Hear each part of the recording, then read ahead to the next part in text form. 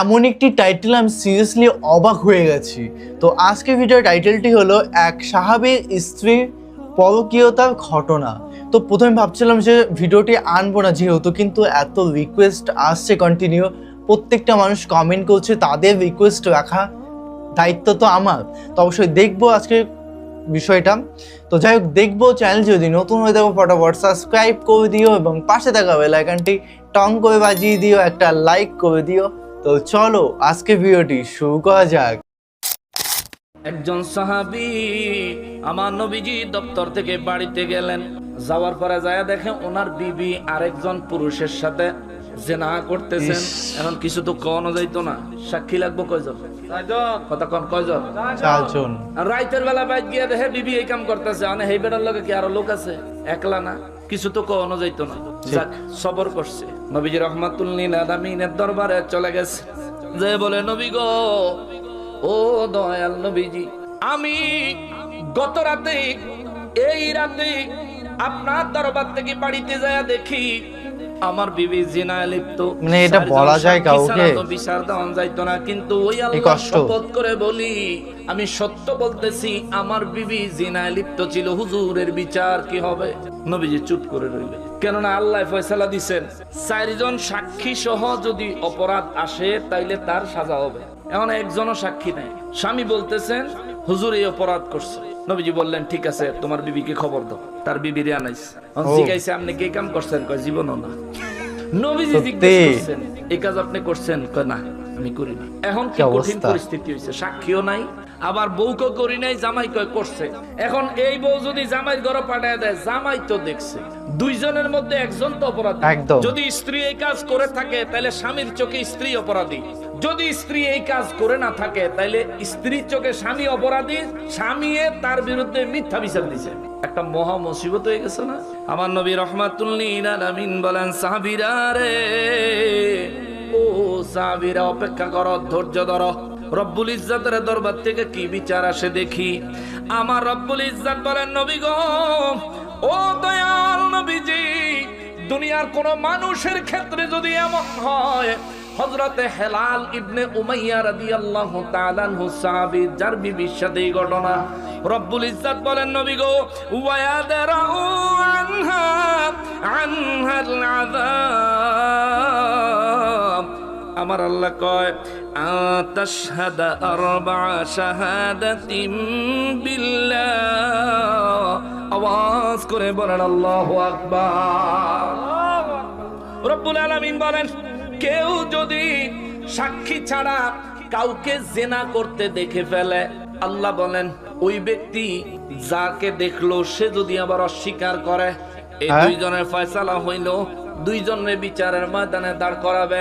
পুরুষরে বলবে 4 বার আল্লাহর নামে কসম করবে। কয়বার? 4 জন সাক্ষীর পরিবর্তে 4 বার আল্লাহর নামে কসম করবে।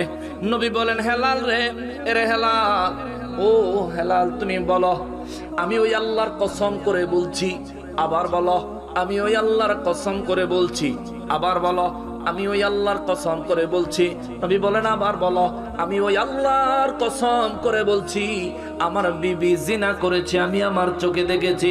রব্বুল ইজ্জত কয়, নবী গো, ও নবী, এইভাবে বিচারের কার্য আরম্ভ করেন। আমার নবী আরম্ভ করলেন। আল্লাহ কয় 5 নম্বরে, ওয়াল খামিসাতু লানাতুল্লাহি আলাইহি, 4 জন সাক্ষীর পরিবর্তে 4 বার আল্লাহর কসম করে বলবে, হ্যাঁ আমি ওই আল্লাহর কসম করে বলছি আমার বিবি এই কাজ করেছে। 5 নম্বরে সে কইব, আল্লাহ শিখাইয়া দেয়, ওয়াল খামিসাতু লানাতুল্লাহি আলাইহি, 5 নম্বরে ওই ব্যক্তি কইব, আমি যদি আল্লাহর কসম করে মিথ্যা কথা বলে থাকি, আমার উপর যেন আল্লাহর গজব নাজিল হয়। চিৎকার দিয়া বলেন নাউযুবিল্লাহ। আল্লাহ কয় সে 4 বার কসম করব, কসম করার পরে সে 5 নম্বরে কইব, আমি যদি মিথ্যা বলে থাকি আমার উপর আল্লাহর গজব পড়বে। ইনকানা মিনাল কাযিবিন, যদি আমি মিথ্যাবাদী হই তাহলে আমার উপর আল্লাহর লানত গজব পতিত হইব। আচ্ছা, মাশাআল্লাহ, সুন্দর ফয়সালা দিলেন নবী রহমাতুল লিল আলামিন। হযরতে হেলাল রাদিয়াল্লাহু হেলাল ইবনে উমাইয়া রাদিয়াল্লাহু তাআলা আনহু বললেন, হেলাল তুমি বলো আল্লাহর কসম 4 বার করে তুমি বিবির বিরুদ্ধে সাক্ষী দাও। হেলাল রাদিয়াল্লাহু তাআলা আনহু 4 বার বললেন। 5 বারে বলার আগে আমার নবী কয়, হেলাল রে, ওই রব্বুল আলামিনকে ভয় করো, আমার আল্লাহকে ভয় করো। দুনিয়ার শাস্তি আখিরাতের আযাবের তুলনায় অনেক হালকা। নবী বলেন, হেলাল, দুনিয়ার শাস্তি আখিরাতের আযাবের তুলনায় অনেক হালকা। ওই আখিরাতের আযাবকে, আল্লাহর আযাবকে ভয় করে তুমি সত্যি করে বলো। হেলাল রাদিয়াল্লাহু তাআলা আনহু বলেন, হুজুর, আমার বিবি এ কাজ করেছে, আমি যে সাক্ষ্য দিয়েছি এটা সত্য। যদি আমি মিথ্যাবাদী হই তাইলে যেন আল্লাহর গজব, আল্লাহর লানত আমার উপরে পতিত হয়। আওয়াজ দিয়ে বলেন আল্লাহু আকবার। হেলাল রাদিয়াল্লাহু তাআলা আনহুর পক্ষ থেকে অভিযোগ গ্রহণ শেষ। বিচার করার ক্ষেত্রে 3টা দিক দেখতে হয়। এক হলো অভিযোগ শুনতে হয়, দ্বিতীয় হলো সাক্ষী নিতে হয়, 3 নম্বরে হলো আসামিকে আত্মপক্ষ সমর্থনের সুযোগ দিতে হয়। আল্লাহ রাব্বুল ইজ্জাত বলেন, নবী গো, নবী, একই ভাবে হেলালের বিবির জিগান। সুবহানাল্লাহ, সুবহানাল্লাহ। হেলাল রাদিয়াল্লাহু তাআলা আনহুর বিবিরে কয়, নবীজি বলেন, বলেন মা। হেলাল রাদিয়াল্লাহু তাআলা আনহুর বিবি প্রথমে বলে ফেলছেন, ওই আল্লাহর কসম করে বলি আমার স্বামী আমার বিরুদ্ধে মিথ্যা অভিযোগ দিছে। নাউজুবিল্লাহ, নাউজুবিল্লাহ। আর একটু জোরে কর, নাউজুবিল্লাহ। আর একটু জোরে কর, নাউজুবিল্লাহ। হেলাল রাদিয়াল্লাহু তাআলা আনহু নবীজি রাহমাতুল লিল আলামিন, দু জাহানের বাদশার সাহাবী। একটাবার চিন্তা করে দেখেন ওনার চরিত্র মোবারক, আখলাক মোবারক কতটাই না পবিত্র। যারা নবীজির একটা মাত্র ইশারায় নিজেকে কুরবানি করে দিত যুদ্ধের ময়দানে, সেই সাহাবীর ঘরে এই এমন বউ বেরিয়ে আল্লাহর রাসূলের সামনে বলতেছেন, আল্লাহর কসম আমার স্বামী আমার বিরুদ্ধে মিথ্যা সাক্ষী দিয়েছে। দ্বিতীয়বার বলো, দ্বিতীয়বার আবার একই কথা, আল্লাহর কসম আমার স্বামী আমার বিরুদ্ধে মিথ্যা সাক্ষী দিছে। নবী বলেন, তৃতীয়বার বলো। তৃতীয়বার বললেন, আল্লাহর কসম আমার স্বামী আমার বিরুদ্ধে মিথ্যা সাক্ষ্য দিছে। নবী বলেন, চতুর্থবার বলো। মহিলা চতুর্থবার বলে ফেলছে, আল্লাহর কসম আমার স্বামী আমার বিরুদ্ধে মিথ্যা অভিযোগ দিয়েছে, আমি জিনা করি নাই। নবী রাহমাতুল লিল আলামিন পঞ্চমবারে যখন নিজের উপর আল্লাহর লানত চাইবে, তখন আমার নবী রাহমাতুল লিল আলামিন ভালো কইরা বুঝাইলেন, এ হেলালের বিবি রে, দুনিয়ার শাস্তি আখিরাতের আযাবের চাইতে অনেক হালকা, আল্লাহর আযাবের চাইতে অনেক হালকা রে হেলালের বিবি।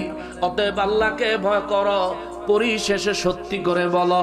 হেলালের বিবির ভিতরে ভয় ঢুকছে, ভয়ের কারণে কিছুক্ষণ চুপ করে রইছে, চিন্তা করছে, না এবার সত্যি কথা কইয়া দিই যে আমি অপরাধী। মহিলা মানুষ মন পাল্টায় কি দ্রুত না দেরি করিয়া? সত্যি, মহিলা মানুষের মন পাল্টায় যায় কিন্তু খুব তাড়াতাড়ি, ঠিক না?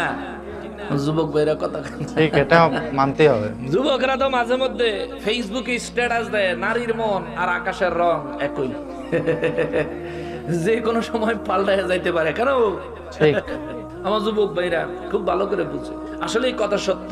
বেচারি চিন্তা করছে, হায় হায়, আখিরি নবী দু জাহানের বাদশা রাহমাতুল লিল আলামিন বলতেছেন, আখিরাতের আযাবের চাইতে দুনিয়ার শাস্তি অত্যন্ত সামান্য। তুমি সত্যি করে বলো। কিছুক্ষণ দম ধরে থাইক্কা বেরিয়ে হের পরে কয়, আমার কারণে আমার পরবর্তী প্রজন্ম, আত্মীয় স্বজন সবার উপর আমি কালি লাগতো দিতাম না। 5 নম্বরে বেড়ি কইয়া বইছে, আন্না গাদাবাল্লাহি আলাইহা, এই বেড়ি কইয়া বইছে যে হ্যাঁ আমার জামাই আমার বিরুদ্ধে মিথ্যা সাক্ষী দিছে, আমি এই কাজ করি নাই। আমি যদি এই কাজ করে থাকি তাহলে আল্লাহর গজব আমার উপর পতিত হোক। চিৎকার দিয়া বলেন নাউজুবিল্লাহ। আল্লাহর হাবিব রাহমাতুল লিল আলামিনের দরবারে এই ঘটনা এখন আসামিদের চাইতে বড় মুসিবত হয়ে গেছে বিচারকের, ঠিক না? কি রায় দিব? আল্লাহ ফয়সালা দিছে 4 জন সাক্ষী লাগবো, সাক্ষী নাই, আল্লাহ ফয়সালা দিছে 4 বার কসম করা লাগবো। এখন অভিযোগকারীও কসম দেয়, আসামিও কসম দেয়। আল্লাহ ফর্মুলা দিছে, 5বার অভিযোগকারী আল্লাহর লানত, আল্লাহর গজব নিজের উপর ডাকবে, আর 5বার আসামিও আল্লাহর গজব নিজের উপর ডাকবে। যদি এর মধ্যে কোনো পার্থক্য না হয় তাইলে কি হবে? আল্লাহ তো কইছে যে কসম করার পরে পঞ্চমবার নিজের উপর আল্লাহর গজব ডাকবে, ওই ব্যক্তি নাজাত পাবে, ওই ব্যক্তির উপর কোনো বিপদ হবে না, তার জন্য জিনার কোনো শাস্তি বর্তাবে না। এখন দুইজনেই যখন কসম কইরা ফালাইছে, আল্লাহর কোরআনুল কারীমের হুকুম তো শেষ, আল্লাহর কোরআনুল কারীমের হুকুম বাস্তবায়ন তো শেষ। এইবার বিচার কেমনে করব রে ওয়াহাবি, তুই কইয়া যা, ঠিক কিনা? এইবার আমার নবী ছাড়া উপায় নাই, এবার আমার নবী ছাড়া উপায় নাই। এবার আমার নবী রহমাতুল লিল আলামিন আল্লাহ পাকের দেওয়া পাওয়ারে ক্ষমতা ইলমে গায়েব প্রকাশ করে দিলেন। সুবহানাল্লাহ। এবার নবী কয় ইলমে গায়েব, সাহাবায়ে কেরাম সব চোখ কবল উঠে গেছে সবার। হায় হায়, এখন কি হবে, এই মুহূর্তে কি হবে? হায় হায় ইয়া রাসূলুল্লাহ সাল্লাল্লাহু আলাইহি ওয়াসাল্লাম, নবী গো এখন কি হবে গো নবী, এখন কি হবে? আমার নূর নবী রাহমাতুল লিল আলামিন বলেন, এই মহিলার পেটে যেই বাচ্চা আছে, এই বাচ্চাটা জন্মাইলে আমি কয়টা লক্ষণ কইয়া দিব। এই লক্ষণগুলো যদি এই মহিলার বাচ্চার মধ্যে পাওয়া যায়, তাইলে বোঝা যাবে ওই বাচ্চাটা হেলালের। আর এমন কিছু লক্ষণ বলে দিব, যেই লক্ষণগুলো বাচ্চার মধ্যে দেখা গেলে বোঝা যাবে এই বাচ্চাটা হেলালের না। চিৎকার দিয়া বলেন আল্লাহু আকবার। তৎকালীন কি আল্ট্রাসোনোগ্রাম ছিল? একথা কর না, আল্ট্রাসোনোগ্রাম ছিল? প্রস্রাব টেস্ট করার মতো ডিজিটাল কাঠি ছিল? মহিলাদের গর্ভে বাচ্চা আইলে প্রস্রাবের ডিজিটাল কাঠি দিয়ে চেক করে না? চেক করলে তো বোঝা যায় তার প্রেগন্যান্সি নেগেটিভ না পজিটিভ। কিন্তু তৎকালীন যুগে এগুলো ছিল। তৎকালীন যুগে এই যে আল্ট্রাসোনোগ্রাম করে মানুষের গর্ভে সন্তান দেখে কেমনে আছে, পানি কম আসেনি, অক্সিজেন কম আসেনি, হার্টবিট কম আসেনি, স্বাস্থ্য খারাপ আসেনি, দুর্বল আসেনি, চোখ হইছেনি, হাত পা হইছেনি, বাচ্চা ঠিকভাবে আসেনি, মাথা জাগা মতন আসেনি, পা জাগা মতন আসেনি, হাত জাগা মতন আসেনি, পেটের ভিতরে কোন নারী বুড়ির সাথে পেশ খাইছেনি, এই সব বিষয় দেখার যে যন্ত্র, এটা হলো আল্ট্রাসোনোগ্রাম।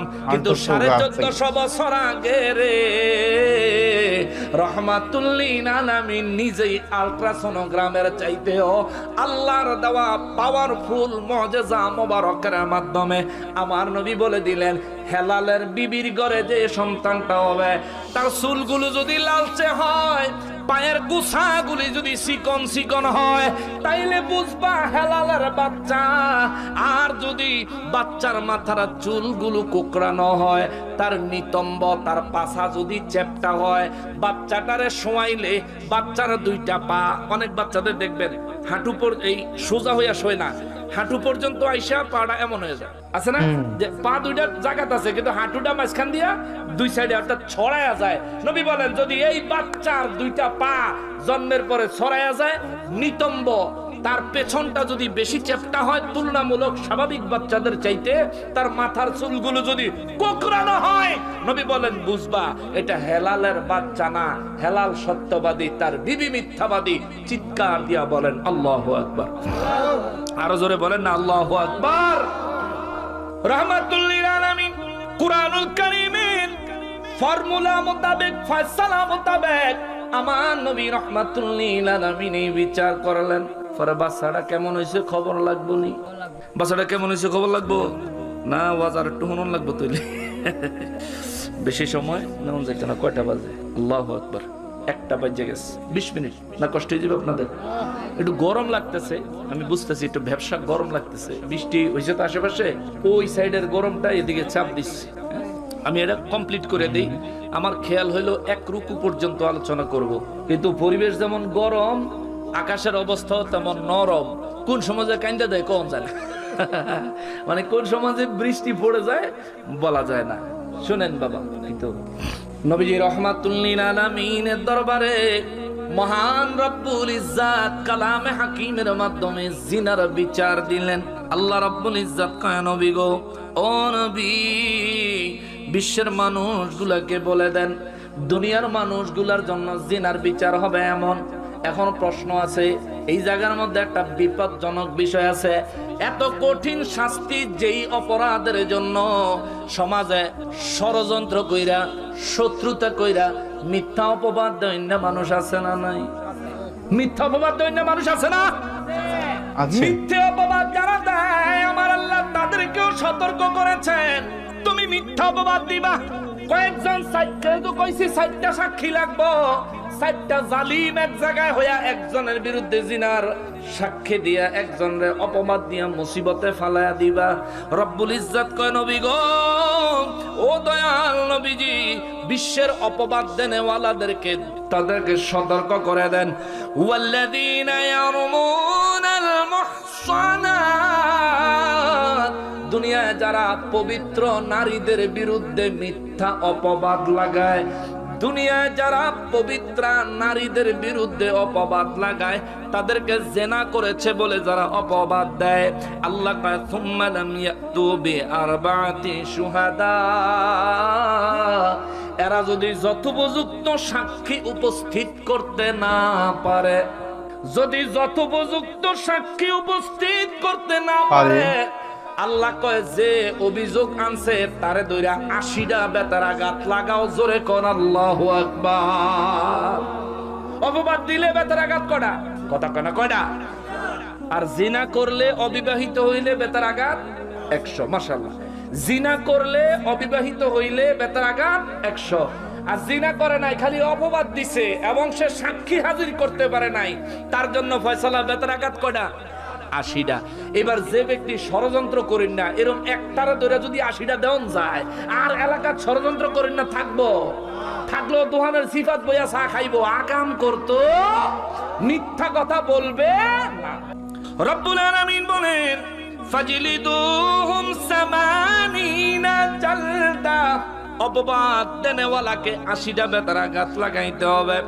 শুধু 80টা বেতার আঘাত দিলেই শেষ না, আল্লাহ বলেন ওয়ালা তাকবালু লাহুম শাহাদা আবাদা, এই ব্যক্তির কাছ থেকে মরণ পর্যন্ত আর কোন বিষয়ের কোন সাক্ষী গ্রহণ করা যাবে না।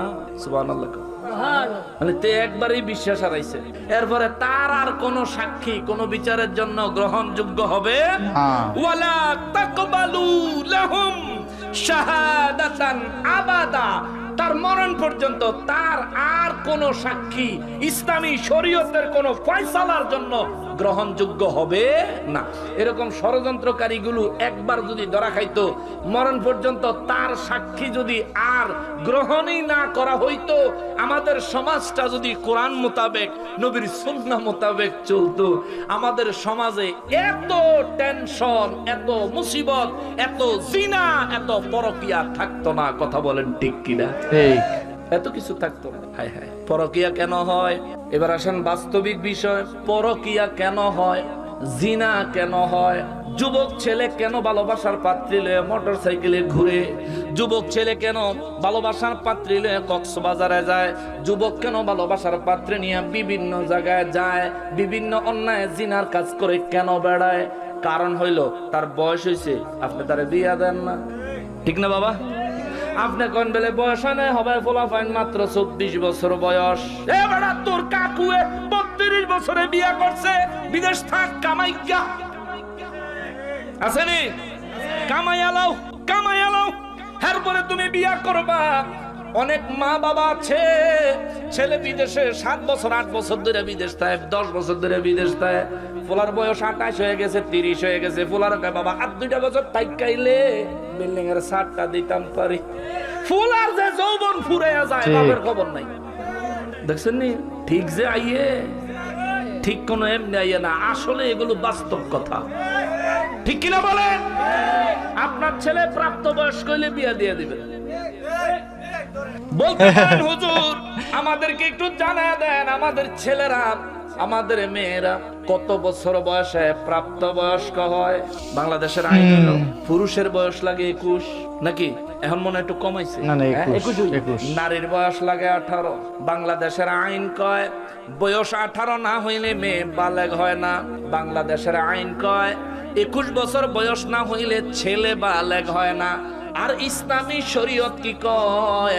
ইসলামী শরীয়ত বলে যেই দিন প্রথম কোন যুবকের স্বপ্ন দোষ হয়, যেই দিন প্রথম কোন যুবকের স্বপ্ন দোষ হয়, ওই দিন থেকে সে বালেগ।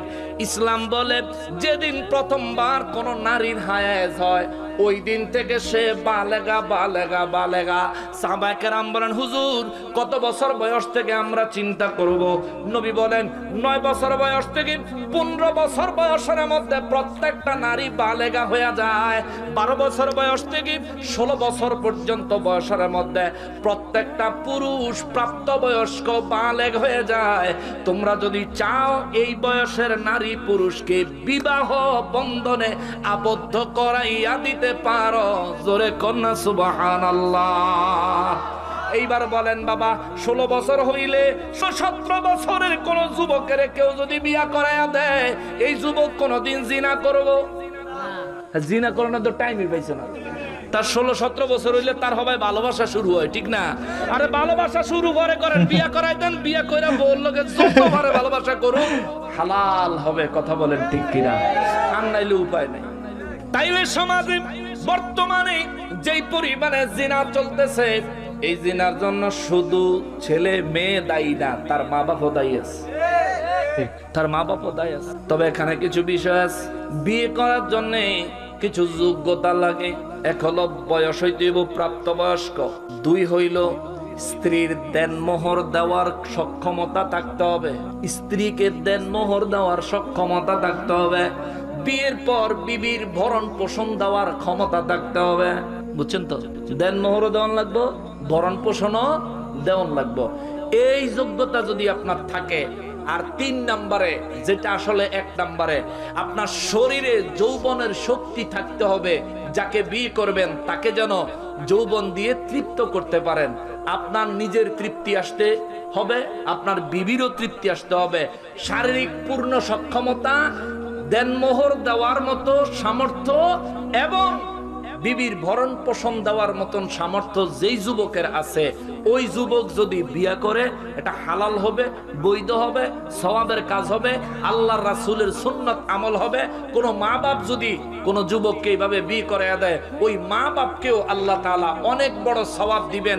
এবং এই ছেলে বিয়ের কারণে, এই মেয়েকে বিয়ে দেওয়ার কারণে তারা জিনাত থেকে বেঁচে থাকার কারণে যেই পুত পবিত্র জিন্দেগি করবে ওই জিন্দেগিতে যত পরিমাণ নেক আমল হবে আল্লাহ তাআলা ওই মা বাপের আমলনামায় তার সমপরিমাণ দান করবে। জোরে কন্যা সুবহানাল্লাহ। মুসলমানেরা রে, আমার প্যারা নবীর উম্মতেরা রে, এই জন্য বলি মা বাবারা একটু সতর্ক হতে হবে। মেয়েদেরকে প্রাপ্তবয়স্ক হলে বিয়ে দিয়ে দিবেন। এখন আগামী কালকে আলোচনার থেকে কাটটা নিয়ে ফেসবুকে লাগাইয়া দিব। দেহ বাংলাদেশের আইনে বিয়া হইব পুরুষের 21, নারীর হইব 18।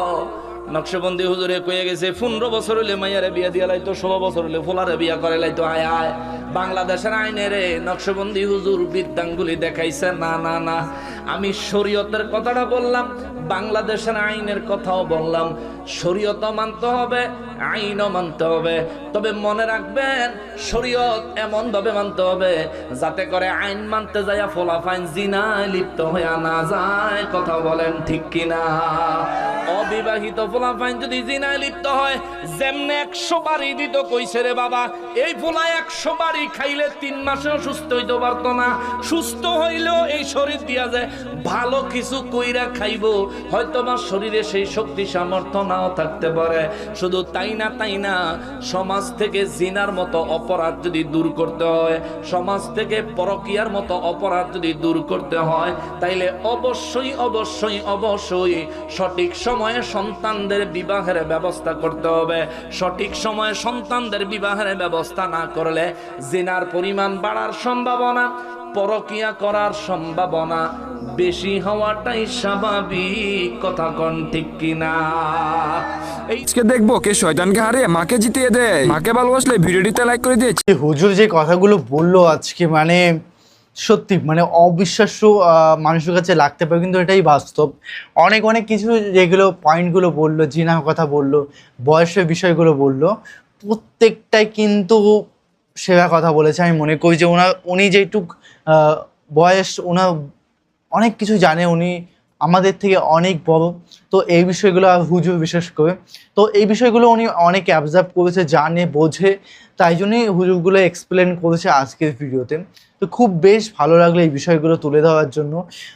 জিনার কথা এবং লিপ্ত হওয়ার কথা বললো, অবশ্যই মানে এখন একটা যেই জেনারেশনে আমরা এই মুহূর্তে আছি, এটাই এখন কোনো কিছুই অসম্ভব হয় না, সবই সম্ভব আমরা বলতে পারি। তো যাই হোক না কেন, পাপ থেকে মুক্তি হতে হবে, পাপে করাই যাবে না, ভালো কাজ করতে হবে এবং তাড়াতাড়ি বিয়ে করতে হবে। তো তোমাদের কেমন লাগলো আজকে ভিডিওটি অবশ্যই কমেন্টে কমেন্ট করে জানাও, এবং কী ধরনের ভিডিও রিয়াকশন চাই সেটাও কমেন্টে কমেন্ট করে জানিয়ে দিও। তো চলো guys, bye bye, take care.